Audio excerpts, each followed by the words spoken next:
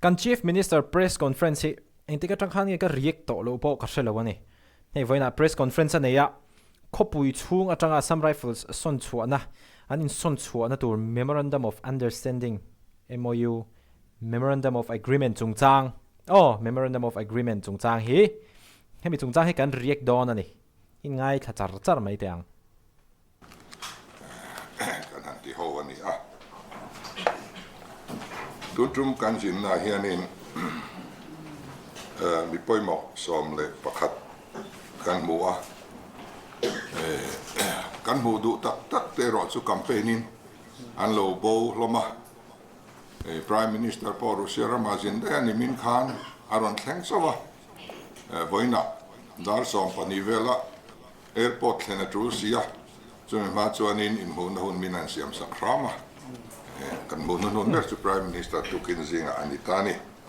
what a nice chuan Home Minister te Cabinet Secretary te Chief of Army Staff te Director General AR te Piyush Goyal Commerce and Industry Minister te tin Punitin Jairam Gadkari Ministry of Road and Transport and Highway te tin Defense Minister Puras Natsinga te Sajan Singa Additional Secretary Finance yan kan thena karuma minon fana hi kan ramtana tangkai takania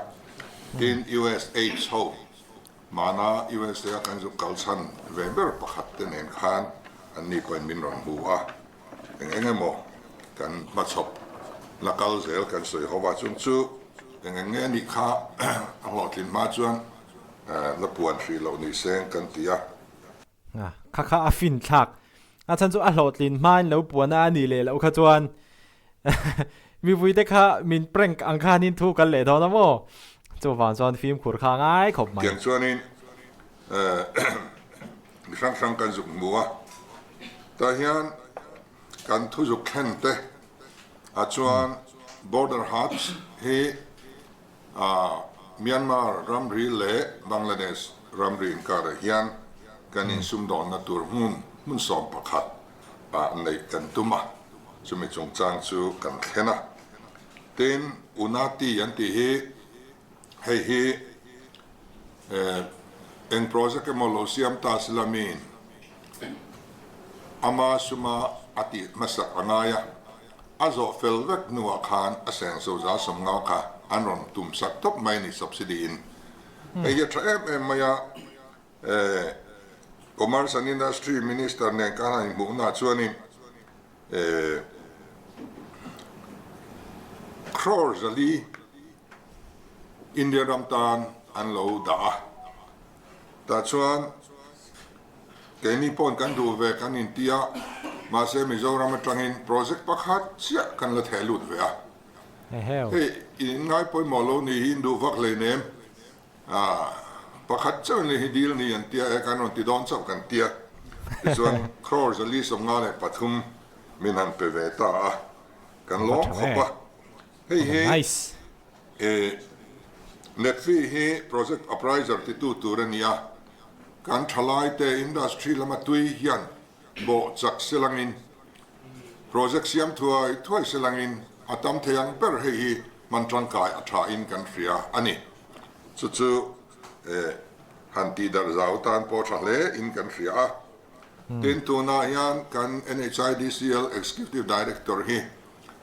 soldon nai to chu bang suan executive director thar min peturin minister nena kan ngena tin ami mot minister nena kan thu thlen hi tun ma kan la thlen ngai mi lo ania Mizoram kan kong atsiat ma zia hi enge chan kan ti chuan conventional systemin kan lakala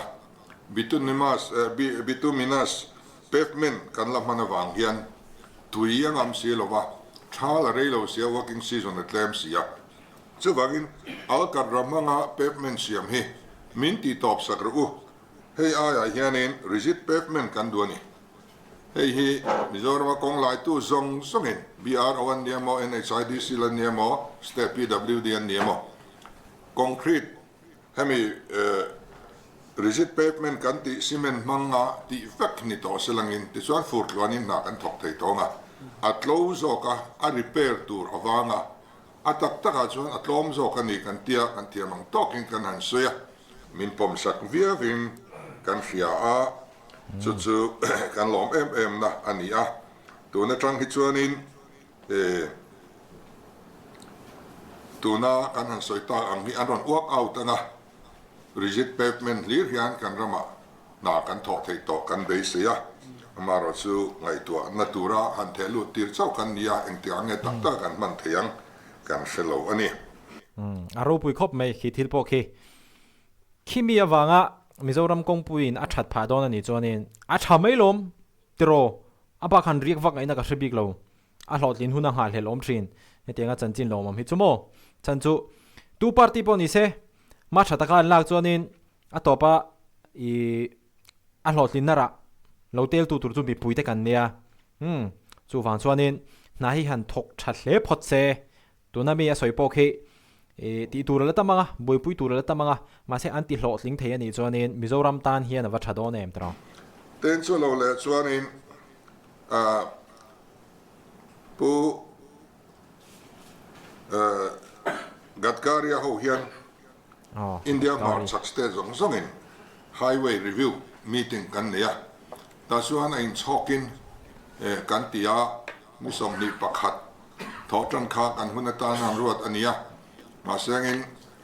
kaman don lo atuk le min lo ti sakram te ka zuktia atu le tlaidar na min da sakta ta chuan kan chief secretary Vawiin le kan secretary dangte eng mosa kan sukha meeting a yan kan zukal ve a ta chuan kan boy puiber vaireng te tru sairang in kar chumi kong forest clearance kan mu thailo awanga lai thailo om reng kan lan owner enga mozat ina poisa an ha mek a kong zo te hial pon han soi thok thinanga kha kan thei to pin kan bo zui zela meeting a hianin thilom zia kan soi fi a Supreme Court in kan chief secretary nena chin feldan kong engemo a solution muturin anon ti top maya chuan chief secretary hawa meeting ten neya kan kalmain heta kema hawin meeting kan neya ta chuan a solution ni tura kan handap hian kong dang kan mu theilowa forest in kan ramani an tia adik tlat boxia tin ram nei tu ten thu nei tu tena pas mu mal tak an pe ka nei kan ni chia po kan pezel valid pas kan nei ni an tia adik boxia chu so bang chuan minister nena khan ka meeting a khan apani ni yani pomang forest ramani ti kan pomanga tin hemi te sa thianin mani raman nei ni ti kan pom bokanga pom sak ve la ti chuan an padi hian zang dob damin pek sak mai ro kan in ti ta team tak chung lein thiam lo tak chungin hei kan soi ni achan chu India rama hian two entities mi pani mun nia NHID selling compensation an la pengai lo reng a thiang lo ni forest an pek chuan land owners an peturen tolo ram nei tu tan pek chuan forest an peturen ni lo kha khani andan kalin apania min pek sak mai lo chuan kong kan lai thei dong lo ve kan tia chu kan in nor chuak ta rama chuan in NPV atan net present value forest lam chan tur hi vaimel che song kwa vel ani tin ram nei tu te chan tur hi vaimel che za song vaimel che sang kan le za vel ani tani chu min pek sak ve do na kan lom le ni ei hi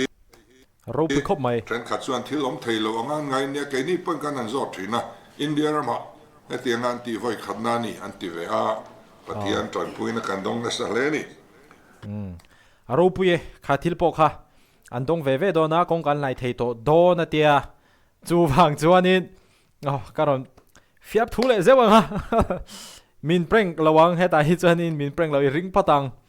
trả lại trong cái này mà ha cho công an lại thấy tổ đồn alo mong khóc mày khu ta aram này tu te anh mi dâu bùi te anh mà đi tan po hiền in avahan cha em tro rei ta ka tanga an lo base he lan lo clear char hati khanin poisa an dong thei to dona ma se ik tikangen don khami kha sheta chak om khop mai mo ma han la zel se an lo thil regang e sanctuary na thok te hi mi rolin long man hi an muthai mi lo maya a chan chu installment te in an ron ti china central hianin chu alo theng tlai sia amoi thla em maya kum khada installment nia min siam sak to ro 50-50 in tren ula chu ti lo chu aboi thla nor sia ha ya kan tia mi rolin long la thailo fowa central inan lo an lo pek lo point kan sum ina da chuan kan sum in kan lo pek ma sak chang te oma an rule le khan a boi tha ka an lo mania tlem sia a hunan dong lo chuan an boi em thina chu second installment two installment na mi ti sak an rem ti a tun mai ta na kan har san na poruk turin second installment noi za som na le pani minan sanction sak ngal bok ani tu trom zin chu zuk zin lok khop mai rin ai de in ngoi reng kha na chuka aron ho chu ron news ho khop mai a ten defense minister ne na hianin kan ram kong pui song ki national highway ani mo state highway ani mo strategic highway amin puan sak vectorin kan nge na ni a chan chu BRO in an laite NHIDC len an laite PWD in kan laite hi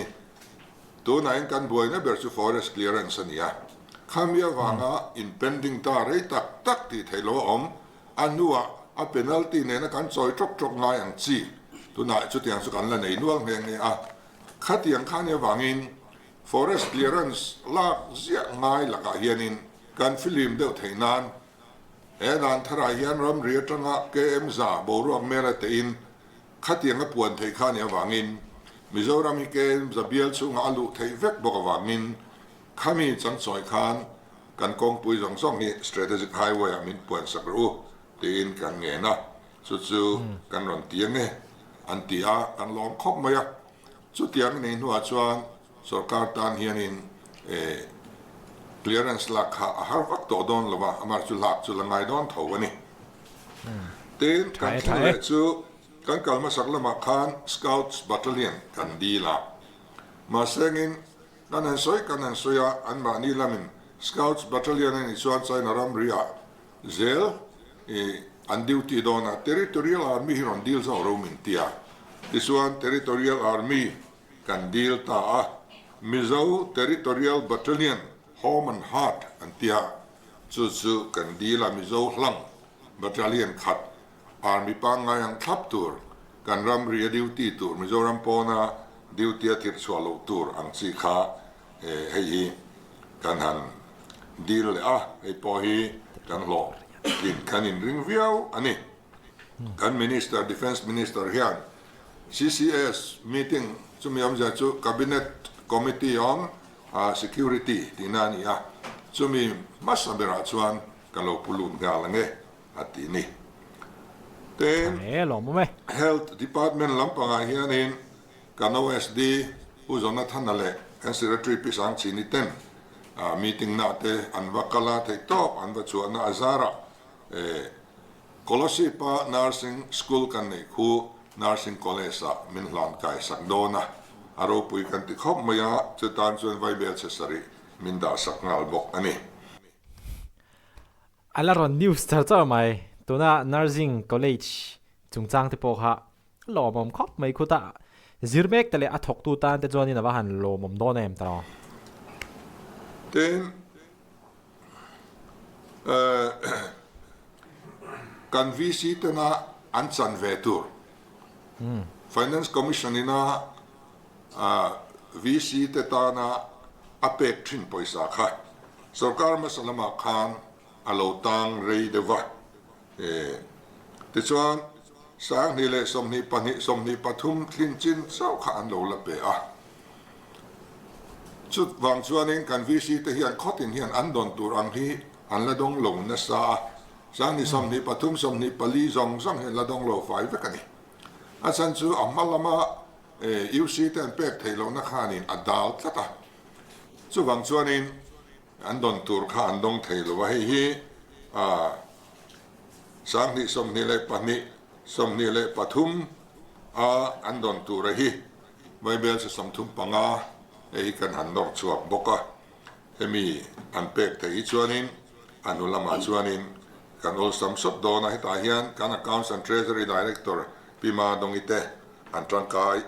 มายะอลองเลนี่มีกงอาเฮียนอติเชียเลอติทราเตนะออกมาอติทราเวอร์สกุจรัตอันนี้อันติทรานะ number จัดจูสิ่งที่สังสริจะสริสมรูปปลีนี่มิโซรัมจูจะนิสมนิปลีนี่การหันินท้าวอุจิอาจูเวงเวงกันนะขัดที่สงครามปอยสาจูมินันเปเวเลแต่ทว่าที่ตอบกันชัวอันไงอันนี้ที่ชวนกัน Chief Minister กันสวยจุยตีร์เซนมาอินทิลปะขัดกันแล้วnoticeไม่จูมานี่เดียวขานินอัลลูข้าอเมดกอลเดียวติตีอะมาเซตุน่าจนินอัลลูฮีรอนบุกเช่าเลจันโตอาสัมเตปอรอนเซเลจันโตติเตไม่เข้ามาเลยอมิตชาฮีกันฮอมมินิสเตอร์ฮีนิจานาคานกันอินหัวแต่ส่วนกันฮันโฮลดิ้งจุงจางเตกันสยาเต็นกัน Chief Secretary ฮิการเลอาเทียนอจอลโตโดนะไอโอเฮียนผู้วุมลุนมังตัวน่า Defense Ministry Secretary นิไลคุCivil Aviation นะนิไลคุกันหันดีละให้กัน MP พอเฮียนินที่ตอบเราชัวเซล่ะอันนี้คืออินเดียรามินอินเดียสกัดอินSecretary ในสิ่งทับเบิร์ตสิ่งมีอันเนี้ยอันอุ้ยไม่ส่วนส่วน Prime Minister พอตุกินสิ่งก็สิละHome Minister พออินอะไรไม่รู้วังที่ช่วยสอยมีอะไรฟ้ากันลงไงตัวไม่อันที่เล่ไม่Home Secretary เนี่ยนะกันอินเทเลโฟนอามาเฮียนอดูเสียลงนี้กันสิอันที่อามากันโซตาอดูทูHome Secretary เนี่ยนะอันเข็นเลยที่ส่วนข้ากันที่ละเคลียร์แต่เดี๋ยวเล็กอันนี้เหตุโลนี่เป็นอักมุดก็เดระไอSenior Housing ที่โซนลิสต์โลเซียมอุลาซูมีโซนลิสต์ตั้งชวนกันดูจองกันวันทั้งเวงกันที่นิโรเซอันที่จู่อามิตชาเฮียนิน Cabinet Secretary นักตุกก็เราสวยปุยงอติเงี้ยสุดที่จู่ที่ลมเสียอันนี้ส่วนว่าถ้าโดนเวทรอฮารินาอินมาลักนาตูระเราตั้มมาลักด่านตูร์โปอันเสด็จไม่ก็ดีฮารินไอเดินไซโคลอนริมาลอาวางกันตอร์นซุมกันละโดนไทยเราโปHome Minister เฮียนกันรอนที่ถ้วยตัวอังอติเป็น police building เล่อันควอเตอร์เทเลนออฟฟิศจบลุตุกโตเล่เชลุตุกโตสัตว์นัตูร์มานักันเล่นโตข้ากันหันเล่นเล่บอกอันนี้เป็น US กันจินากันจุกเบียกอัตค่ะเฮลายอันรอนชาวอันมานินกันเล่นน่ะมิโซรัมเฮาส์มิรอนบัวที่ชวน healthcare จงสร้างไอ้เฮียน healthcare system ทัดไม่อันลงเนี่ยสกัดมาใส่มาโลลับตัวนะ ADB loan กันตีค่าดอนอาหุ่นตัวมาเราจูดอนไทยตัวรินที่เราเฟลตักโลวะกันดองดอนโลนิตาที่เฮียนกันเสียไทยตอกกันนั่นชวนนาอินขามีกันดอนโลชวนกัน healthcare system กันโลปวนชินักขากันกัลปุยไทยดอนโลวะอันลุยตัวนั้นมีฮีอัฐารกันทับมาชวนอันชุนจอมริอังไงโดนะส่วนบางชวนอันนี้เฮียน healthcare system ทัดเดียวไหมมีเสียงปุยไทยตากินกันตียากันหันอินโดระมิโซรามันวันสว่างกัน health minister และ finance ลำเขาเต้นอันโลดอรังสุดที่ชวนกันกัลปุยโดนอันนี้เต้นชิมละมาซ้อม airport ประคัดในเวตูริน build well private limited นอยดามีตะควันมินวันดอระHmar และอุกันตียาอันมานีเซนโซตูรินชิมละมา airport ประคัดเสียมอันนี้หัวมาสุดๆอันวันสว่าง agreement กันใส่นั่งอันที่ไทยดอนส่วนอารมณ์วิวตัวระ kan ngai ani ava lomom don ve ro Mizoram chunga airport pahni a thei chuan state danga chuan in nia airport te po hi district lema lian deuh hleka hi chuan in an nei deuh fur ani state danga hi chuan Mizoram hi chuan in pakhat hi kan nei ve ti hian chu wang chuan in kan nei bel thei don ani chuan in a tha khopang ten NBCC hoven min ron dor boka anni hi central PSU zinga lian ber pol anni a so chuanin koi malai laya tui kwa tu teleng engama chi rang min ron en pui don boka abik takin kabiala mat lui kwa na tur chu tui kanin tur atan le kol petale tourism le fishery atan atang kai ngal tur ne chu min ron en pui masaru kan tia drawn in king level an kalna tur le til tha anun la phot anga tang chuan kanin bezui le don ani this one Assam rifle son chung cha han lu ta ila le Assam rifle son hi sang khazakwa somriat pasari atanga kan ruai tu masaten alo boy pui to ani kum som tu pasari na kan bang mek ani ahar le ani til hi kan mizo zinga kan officer nei kan chuan vor chief secretary hial lo ni to te point don nai maya til ti thailo nia soi po soi tlak kan ni lo hi soi chua chi po ni to lo soi tlak po ni to lo ti hiala min be don pui na thil ani a amaro chu pathian zara kan han sarkar ve chowa ta chuan kan han ena ni thlathum sang ni som ni pakara khan sarkar kal time ne sarkar nen khan draft MOA an lo zia wa sai sual ve zeu ni ha chu ni thum thali sang ni lai som ni pathuma khan anen non le a ti chuan niriat thakwa sang ni pathuma kan Mizoram sarkar khan draft tur chu an duang vele a ti chuan keini lam duan awma Assam rifle lam duan awma eng ma soi fel thei ni lovin chu tiang chuan in karbet ve in an sarkar thleng khan thilam ta ni ma son na awm ta lova chumian ya wang chuan kan han sarkar tira Delhi kan kal khan prime minister le home minister nena ka soya chu kan ho tu de pok a hril ngai lo press a pok kan soi ngai lo til lo cham le the nia wangin kan film khur viawa ti chuan home minister khan arang thayang bera anin sondan kan ngai tu ngai atita ti chuan in kan in nor chhota a khatiang ania wang khan in meeting joint meeting kha July kha khan ka kowani hela hianin ta chuan stakeholder song an local kim veka Assam rifle ba ka department sang ta po chuan kan in rem theilowa a meeting a ka chuan kan in nial titia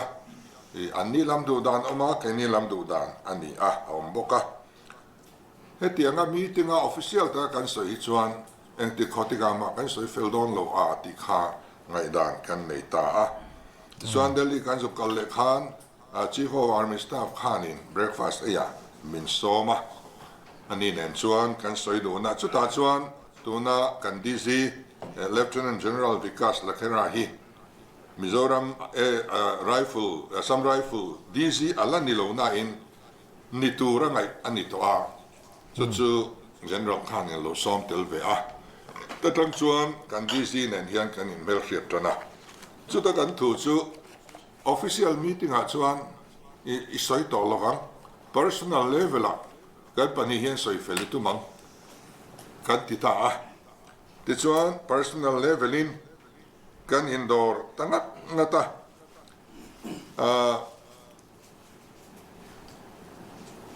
kumin August ni som ni panga khan heta kan bangla minon tlo a ting puite kan induna chol ni tlai ni a solai an quarter guard vel tlang vel so iwa fang te ang kan tia kan phang dung na ruột sur nuôi kan va phang chuak vek ani chuan mi mal ang khan kan indoor ta zela unofficial zel khanin kan bei chhota a chu ta chuan chief minister office CMO le Sam Rifle ho tu te kha kan indoor ta ngat ngata CMO wa thok tu te zong zong ka thopui te zong zong sung lai hian lom tu ka soi duwa thei to pan chua ka secretary ma din ate kan OSD zona thanate an tram kaya abik takin zona thanahi om lo sen tu ni kan thleng lowang so ti khop chuanin a contribution ni asanga Jonathan da chu avati thave tero a contribution hi Mizoram pum ngong thei tur thilania ro pui khop kan mai bei don nuwa po heti sin hi su alung ngoi thak toi a hei bang don le chu en thar nom to kan ti nuwa po ani chu a bei dong ve mai lo a nor lo nor so le nge nge thina chu bang chuan ka tho pui te jong sang chunga hianin lom thu ka soi du ani ti chuan kan chuk thata tho tana khan tho tanin Mizoram kan chu asana zana andisi hian nin on munga la ti chuan kuta Mizoram House karu ma khan kan final tani ti chuan kan final to chuanin sign vatila athang a kan tia home ministry kan han frila amaro chu home minister khan low sign ro kan in bu main low sign fil ve ro min ron ti ta chumian wang chuan home minister thuang khan ama nen kan thlen le main kan sign fil ta lo kha ani a emi chung changa ya midang an enroll ve kan thelova ke ni chuan tin tun naya kan roi tu te singa home minister te po lo soi pui ve an ma ni soi chu ani ang deuh hiala ngai thei til te po om ning kan ria maro chu home minister staff ho kan han so in tun naya chu tiang mi home minister ne nai bu lo thu te min rila chu wang chuanin tu thang satlia te kan ron ngai ta ni no kha poi mo khop mai a chan chu kamia poi mo ka ti na chan chu tu emoni kha chuanin hei tha kan tho ve ani kan contribution po ana sa ve khop mai tia credit lo la kha an tum ve don ani ma se kan chief minister khi chuanin ron soi chenga chief minister office staff zong thena han lom thu ron soi to a nia a official level anga engman soi lowa a mimalin a personalin tiang khanin anin dor chho kha ani a chu wang chuan kan chief minister thu soya tang khi chuanin hetianga Assam Rifles in son chhuat theina turata na memorandum of agreement or memorandum of agreement no khatenga sign ani theina chan chu atira ani theina chan le a contribution petam berte jinga mi chu kan chief minister khi ani de umai ni ti chuanin office staff ji hanin Jonathan kha apoi moina tangkai le boka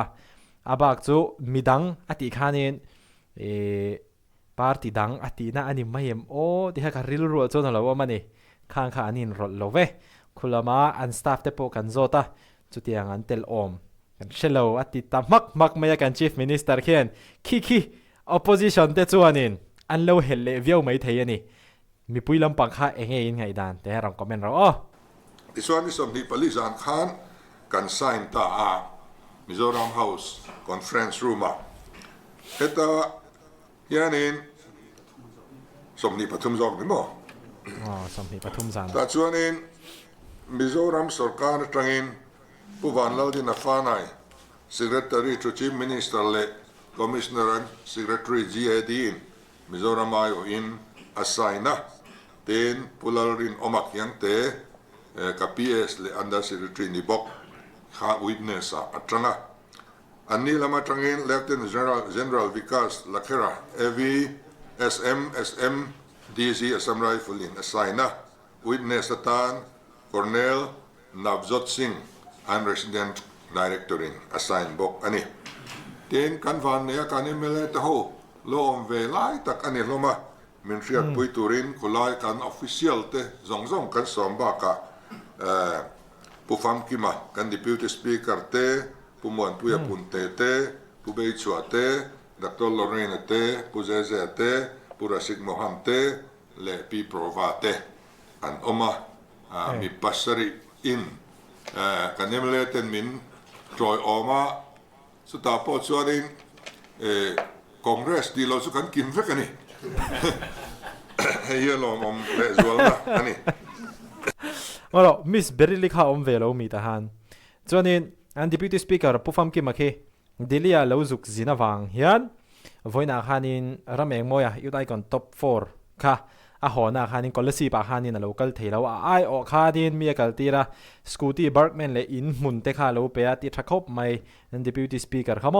ปูโรบาร์ตอะไรอินฟูจิยังเตะเจโรซ่างบุลาฮันินหน่วยขัดสิงห์กีตาร์เดี๋ยวฮัลโหลเปบอกกันนี่หอนัตัวมาตัวเราส่งตุ้มเวกบอกอันที่ชัดชินคบไม่เตียงกันรำช่วยตัวเตหินทิลพัลคบไม่ผู้มวลผู้ยปุ่นเตะพอจุดตินจุดเตียงเซลินที่ชวนนี้Home Minister เนี่ยกันฮันินมุสุยคานเฮ้ยที่ยังกันโลไซน์อันนี้ตาอารมณ์นั่นที่ไหนละอันกวดรัดกดเงยส่วนอย่างเงี้ยเสลังจู่ๆมีนมันปุยเลยฮาวินให้มีอินทานะกันเฟร์เวลเตปอนี่เวงอิมันหุ่นมีนันสิลังอินเราคุยได้เป็นกันติดอนเนี่ยกันเตียอันนี้ชวนเดซDecemberจการ์นี่น่าอิตุมพัตังอันเตียจุดที่อันตัวชวนกันฮันอินท่ามารอชวนนี้อันบัวยอันสวยยังเฮียนอันอมโลเละชีนะกันสวยหวยน้ำฟักโลอันสวยดานเนี่ยรอชกันสวยชงอันนี้จู่บักจู่หันหวยด้วยตัวหันสวยเฮียนชีนะฟิล์มคุณต่อครับไหมผู้อมิชาทูสวยชอนจู่ดูต่อฟักโลมาเนี่ยฮันนี่ฮับตักขัดทุ่งอินอันที่เฟรังอันเตียอันนี้เลยแต่บอกสิแล้วว่าZPM spokesperson ค่ะรอนสวยเฟียเตค่าไงแต่เวลาค่ะตาค่ะจวนChief Minister พอฟิล์มคุณต่อครับไหมดิจวนกันอินเรื่องนัทุลุงนี่นักกุมเอเบริลนี่ขัดตรังปันตรันตัวนี่ติงนักกุมเอเบริลนี่ขัดกันติสวนที่ตัวกันละงะครบไหมตนนินที่นั้นตัวน่ะอันกงปุยในไล่เตสสุรการมาสักขันอันนัวยโลในตู้ตะกัลนตุรินอาเฮลนตุรันโลเสียมสักกัลไงน่าอมโลวะอักเรตเชียดบ้ากะอันกงเสียละซะอันโจนิมปอยนักกัลเลยเทโลวะดูน่าชวนกัลไงน่ามีต่อโลเนี่ยโซกันฟาร์มเมอร์ที่ยันอันดูโลนี่โซกงโซอาการะโซนินกงดังอีไลไม่ยังกันเตีย joint inspection ปอกันวันนี้อามาเราจู่อันเม็กซินบุลอากัลเลยสิยะอันเม็กซินขัดสุฟาลเรดาตัวเนี่ยที่ไงน่าเราอมเลยละต่อไปส่วนกองปุยโซอินโทรมังกันติดตานี่กองปุยกันอินโทรมังอาเซียมทัดที่มิโซรัมสการินตุมมุละที่ส่วนสลายเฟตัวเขาจงรำในตัวโซไอเดนติกัดกันเปรียบกันกันอินมันโทรไม่โดนเนี่ยกันติดตาส่งแต่สุดหนาเรามันนี่เต็นทานปลีสันตูร์อารมณ์ปกะเต็น water connection เต power connection เตข้างเนี่ยค่ะที่ตัวalla oma building la pelo te tu na son an lua harwan yun an sak tho building te kha an lua mai chi ani lo ni a chele de vak to mai ni chen khat chu khami ani wa khan chung yong zong chu han ti nan na kom april thangin an ni la min an ti tur oma ke ni la min kan ti tur oma chu kan in pe thiang na kom april a chuan kan ti chu wang chuan na kom aprilนิสมนิปักขัดอันนี้ละนักคุมเอพริลจังจันตูรินกันติตานี่ช่วยจังเชียระทัดทุ่มชุงอิน agreement effective date จังทัดทุ่มชุงอินแห่งอันสวสันตูรอันนี้ปักขันน่าชวนจิตเอเรียไอ้เฮอาคารสมรูปปนิพอยน์ปริยัติจาวนี่ปนิน่าชวน church areaไอ้ฮี0.63 acresนี่ปัทุมนาบาบุตลัง0.453 acresนี่ให้มีปัทุมฮีปัทุมสูงอินอันสวสันโดนอันนี้ทีน April sang ni som ni panga an chua san tur te heng te yani pakhat na lam bual azaw lam akar som ni panga point pakua pali adang le chu lock house point pakhat anana pakhat point pakhat 1.1 acres ani le a chuan quarter guard hill complex so 14.5 acres ani somi kanan in nor chuak tur chu kan trang khop mai eng ting lai ma chu asaran tum lo ania lock house te hi amalam draft jong jong an chan tur da ve khani so wang chuan tun malama kan sarkar te ne nan lo in dor na pia lama khan thian zara hei kan nor chho thaya va bon va lo om khop maya so lai vana pa hol han thira alang sa lai ber men la lu tat chu chuani om zia hi nei don in kan threlova so kan in nor chok ta nge a ten school area ani le a school area here hi akhar khata zau ani a war memorial le mandir hei hi 0.78 acres ani chu an chu san tur chu ani ta a ti chuan kan in kara lai chin na tra om seng kan du a tuna second AR kan nei te hi reallocate tur ani dona nakum April tlapma in Mizoram an chu san don ani ti chuan an aya midang an ronda dona reallocation hi ti tur ani a Mizoram lim taka an chu san kan du saka ke ni point thataka kan thaliam theina turin kan in kara in khiat tiam na omsel se kan du tak mewani ti kha kan soi lang du a ten kan di si hi fel khop maya i an operational guideline en fia thazo ka kalpui an tum me ka engamotia hatu nai thil lo thengang le khatiang chi ka om to lo na turin an ni point nasale zualin operational guideline te en fia an tumani ten biak in area hi thang om ne wa khan zpm in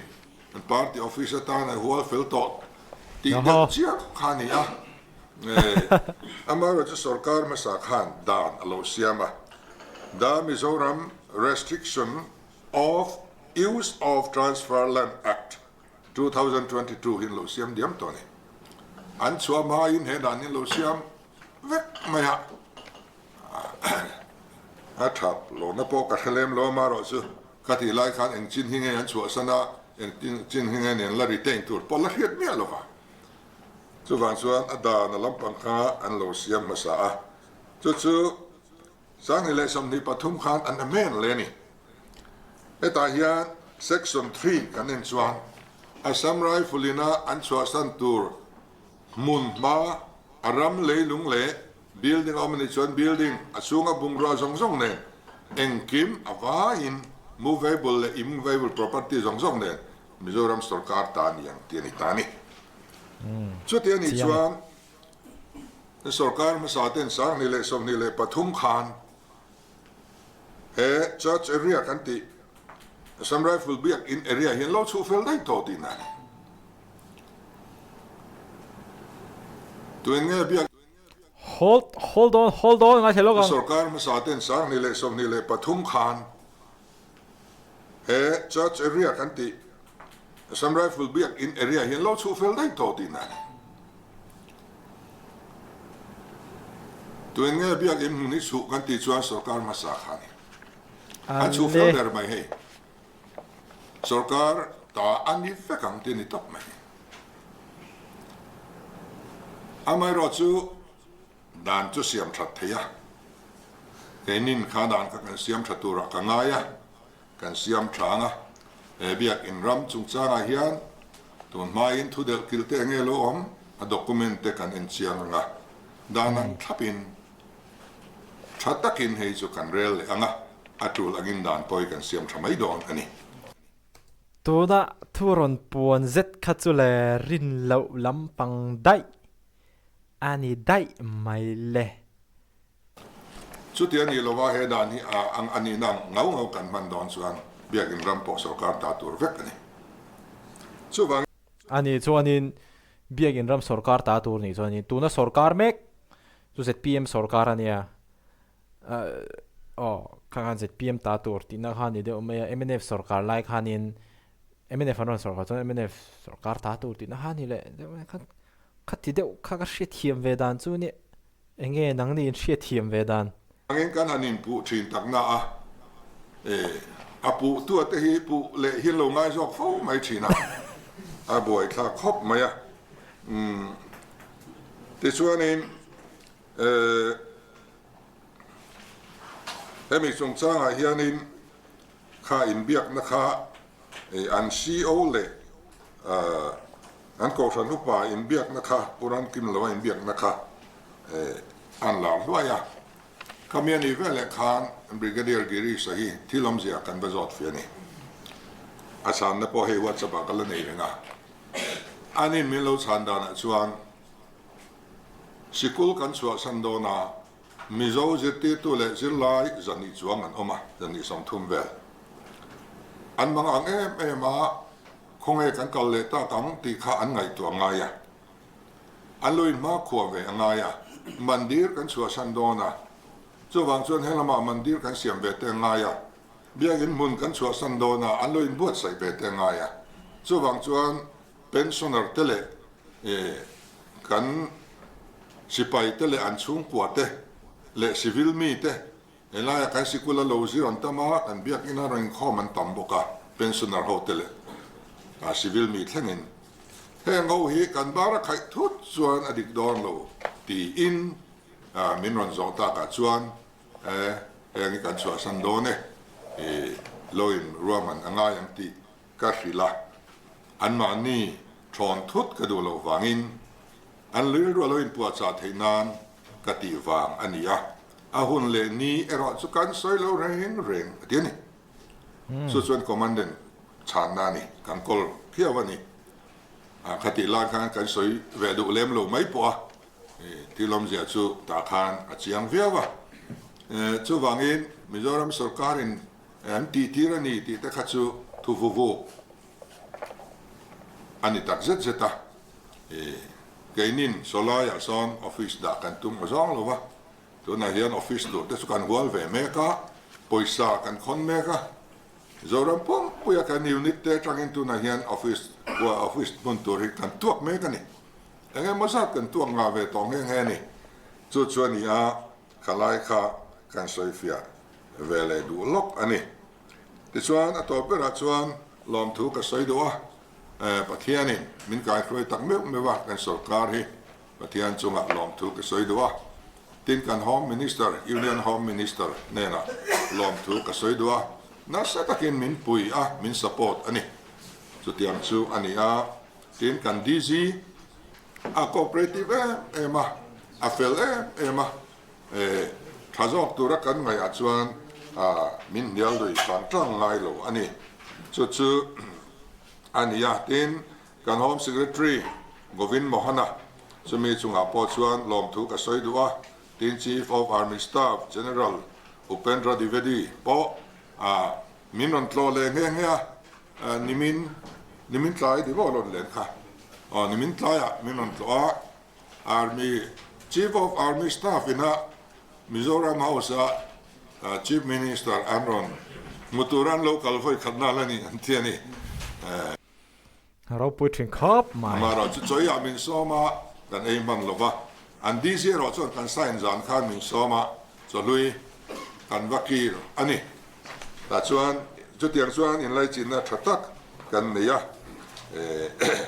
กันดีซี Lieutenant General วิกัสลักษณะจงอาพอเฮียนลอมถูกกระสอยดูตินกัน Chief Minister Office ก็ทอปุยที่จงอาพอลอมถูกกระสอยดูตักเสร็จอันนี้เฮ้ยเฮียงติงเงอารูกราลเดวอินติชวนอัลลังอาพอกันมีติงขานินสอยเฟลฮาร์ไม่มีมัลลิงคมเลยน่าจังหลงชวนให้กันสวดสุดอนโลกันตีชวนกันเห็นกองเลยเตะ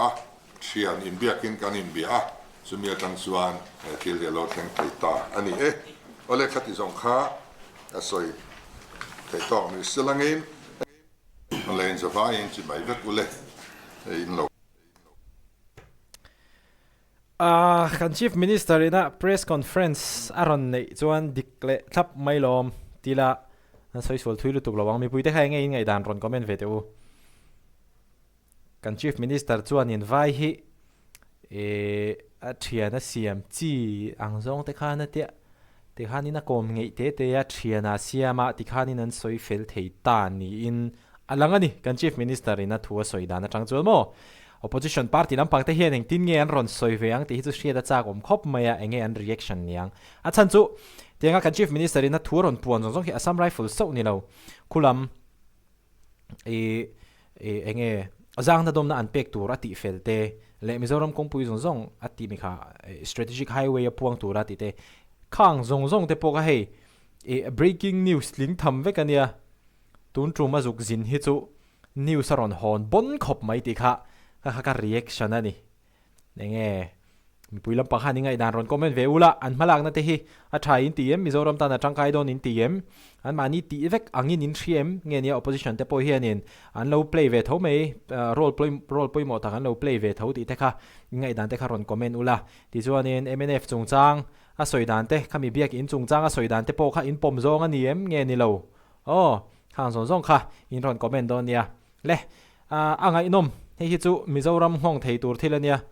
party bill lawin Mizoram hong thei tur thilania angai nom ka ti khop mai video lai kan in mule thep don ni